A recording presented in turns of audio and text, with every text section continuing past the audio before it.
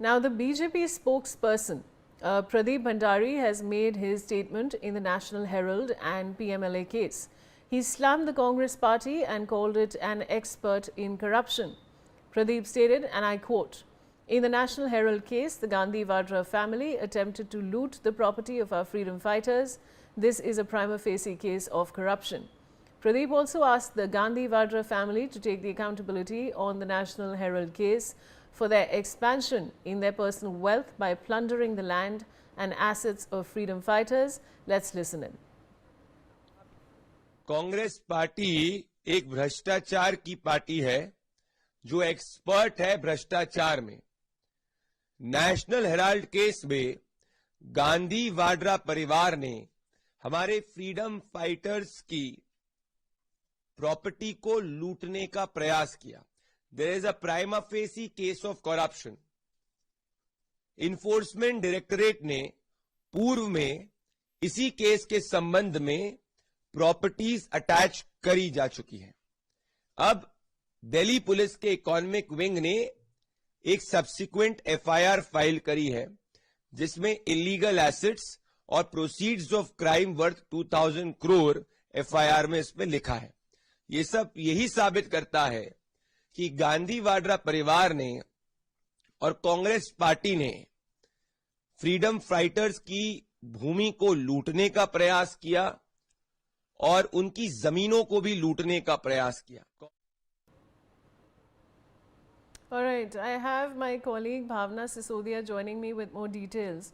भावना, ये जो BJP spokesperson है प्रदीप भंडारी, इन्होंने सीधे तौर पे कांग्रेस पे वार किया है, उसके बारे में क्या जानकारी दे सकते हैं? देखिए, जिस तरीके से नेशनल हेराल्ड मामले में सोनिया गांधी और राहुल गांधी के ऊपर कहीं ना कहीं मुश्किलें बढ़ती नजर आ रही हैं, इसको लेकर अब भाजपा के प्रवक्ता प्रदीप भंडारी ने कहा कि कांग्रेस पार्टी एक भ्रष्ट पार्टी है जो भ्रष्टाचार के विशेषज्ञ है। नेशनल हेराल्ड मामले में गांधी वाड्रा परिवार ने हमारे स्वतंत्रता सेनानियों की संपत्ति लूटने का प्रयास किया है। यानी कि आप देख सकते हैं जिस तरीके से उन्होंने जो कहा है, कहीं ना कहीं भाजपा प्रवक्ता सीधे तौर पे कांग्रेस के ऊपर हमलावर हो रहे हैं। वो कहते हुए नजर आ रहे हैं कि भ्रष्टाचार का प्रथम दृष्टता मामला है। ईडी ने पहले इस मामले के संबंध में संपत्ति को जब्त कर लिया है। अब दिल्ली पुलिस की आर्थिक शाखा ने अवैध संपत्ति और 2000 करोड़ रुपए की आय की सूचीबद्ध करते हुए एक प्राथमिकता दर्ज की है। कांग्रेस का दावा है कि ये एक प्रतिशोध है। कहीं ना कहीं देखा जाए तो इस पूरे मामले में कांग्रेस जो है इस पूरे मामले को प्रतिशोध बताती हुई नजर आ रही है। वहीं अब ये कहा जा सकता है जिस तरीके से राहुल गांधी और सोनिया गांधी के ऊपर जो है नई एफआईआर दर्ज हुई है, उनकी मुश्किलें जिस तरीके से बढ़ी हैं, तो कहीं ना कहीं भाजपा जो है पूरी तरीके से कांग्रेस के ऊपर तंज कसती हुई नजर आ रही है और साफ तौर पे कहती हुई नजर आ रही है कि स्वतंत्रता सेनानियों की संपत्ति लूटने का प्रयास जो है वो वाड्रा परिवार ने किया है। भावना, थोड़ा हमें इस नेशनल हेराल्ड केस के बारे में बताइए, बैकग्राउंड क्या है जिन दर्शकों को पता नहीं है इसके बारे में। जी देखिए, मैं आपको बता दूं जिस मामले में जो है ये मामला दर्ज किया गया उसमें साफ तौर पे ये कहा गया है कि 2000 करोड़ रुपए की जो संपत्ति है उसको लेकर जो है ये मामला दर्ज किया गया है। वहीं अब इस पूरे मामले में पहले भी देखा गया था जब चार्जशीट दाखिल की गई, तो कहीं ना कहीं इस पूरे मामले में कोर्ट में जो है सुनवाई टलती हुई नजर आ रही थी। अब जिस तरीके से ये एफआईआर दर्ज की गई है तो कहीं ना कहीं उसमें ये उम्मीद लगाई जा रही है कि जहां कांग्रेस के वाड्रा परिवार की मुश्किलें बढ़ती हुई नजर आ रही है, क्योंकि इस मामले में सोनिया गांधी, राहुल गांधी सहित तमाम 6 लोगों के और भी नाम जो हैं वो इस पूरे मामले में जो है वो एफआईआर में दर्ज किए गए हैं। वहीं वाड्रा परिवार को जो है वो उसके ऊपर भाजपा जो है तंज कस रही है और साफ तौर पे ये कह रही है कि स्वतंत्र सेनानियों की भूमि और संपत्ति को लूटकर अपनी व्यक्तिगत संपत्ति का विस्तार क्यों किया।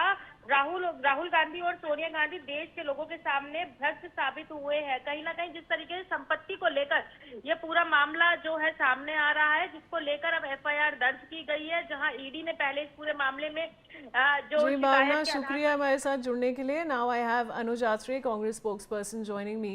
Anuj, this is a direct attack by the BJP on Congress. What do you have to say? देखिए, ये कोई नई बात नहीं है।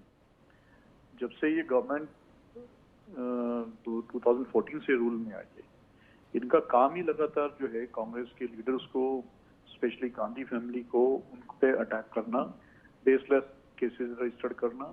आज ये बता दीजिए 2014 से लेकर के 2025 आ गई, अभी तक आपके पास कोई एविडेंस नहीं है, कोई बेस नहीं है, किसी तरह की कोई आपने रिकवरी नहीं की है। आप अननेसेसरी पॉलिटिकली मोटिवेटेड होकर के उनके पास केस रजिस्टर्ड कर रहे हैं। बीजेपी की जो रिवेंज टेकिंग एजेंसीज जो इन्होंने बना दी है, अपनी जो गवर्नमेंट की एजेंसीज को इन्होंने रिवेंज टेकिंग बना लिया है, जो ईडी सीबीआई इनकम टैक्स होती है उसी को लगातार यूज कर रहे हैं। अब इन्होंने एक नया इलेक्शन कमीशन को भी उसमें ऐड कर लिया इलेक्शन जीतने के लिए। तो ये कंट्री देख रही है, हमारी पब्लिक देख रही है, हमारे वोटर्स देख रहे हैं कि किस बेसिस पे ये गवर्नमेंट में आए थे, क्या प्रॉमिसेस करके आए थे और किन कामों में लग गए।